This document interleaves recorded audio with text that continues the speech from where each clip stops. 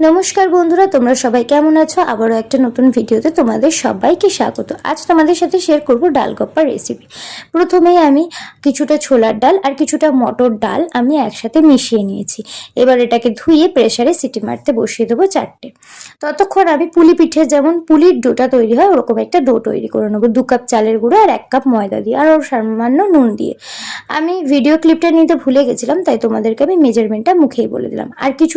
আর আমি আগে থেকে কিছুটা নারকেল কুড়িয়ে নারকেল সন্দেশ বানিয়ে রেখেছিলাম। এবার ওই ডোটা থেকে একটা একটা ছোট লেচি কেটে নেব, নিয়ে এবার ওগুলোকে ছোট ছোট বাটির শেপ দেব।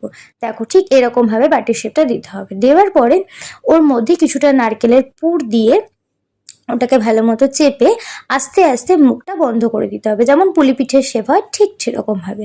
দেখো আবারও আমি একটা করে নিচ্ছি, ছোট্ট একটা লেচি কেটে আবার ছোট্ট করে বাটি বানিয়ে তার মধ্যে নারকেলের পুর দিয়ে আবার মুখটা ভালো মতো করে বন্ধ করে দিচ্ছি। দিয়ে আমি সবগুলো তৈরি করে নিয়েছি। দেখো ততক্ষণে আমার ডালটাও সিদ্ধ হয়ে গেছে। এবার কড়াইতে আমি সর্ষের তেল গরম করে ওর মধ্যে কিছুটা সাদা জিরে ফোড়ন দিয়েছি। সাদা জিরেটা একটু ভাজা হয়ে গেলে ওর মধ্যে শুকনো লঙ্কাটা দিয়ে দিয়েছি। দিয়ে একটু নাড়াচাড়া করে হলুদ গুঁড়ো আর নুনটা ওর মধ্যে আমি দিয়ে দিলাম। দিয়ে নাড়াচাড়া করে সেদ্ধ করে রাখা ডালটা আমি ওর মধ্যে ঢেলে দেবো। ডালটা ঢেলে দিয়ে একটু নাড়াচাড়া করে পরিমাণ মতো চিনিটা আমি ওর মধ্যে দিয়ে দেবো। দেওয়ার পর আবারও ভালোভাবে নাড়াচাড়া করে গড়ে রাখা পুলিগুলো একটা একটা করে ওই ডালের মধ্যে দিয়ে দেবো। দিয়ে ওটাকে হালকাভাবে নাড়াচাড়া করব এবং ওটা টকবক করে ফোটা পর্যন্ত অপেক্ষা করব। দেখো এটা টকবক করে ফুটে গেছে। এবার গ্যাসের আঁচটা একদম আস্তে দিয়ে আমি 15 মিনিট মতো রেখে দেবো। তাহলে ডালটাও সেদ্ধ হয়ে যাবে আর পুলিগুলো একটু সেদ্ধ হয়ে যাবে। দেখো 15 মিনিট হয়ে গেছে এবং ডালটা কতটা ঘন হয়ে গেছে আর পুলিগুলো খুব সুন্দর সেদ্ধ হয়েছে। তারও তোমাকে আমি একটা পুলি কেটে দেখাচ্ছি।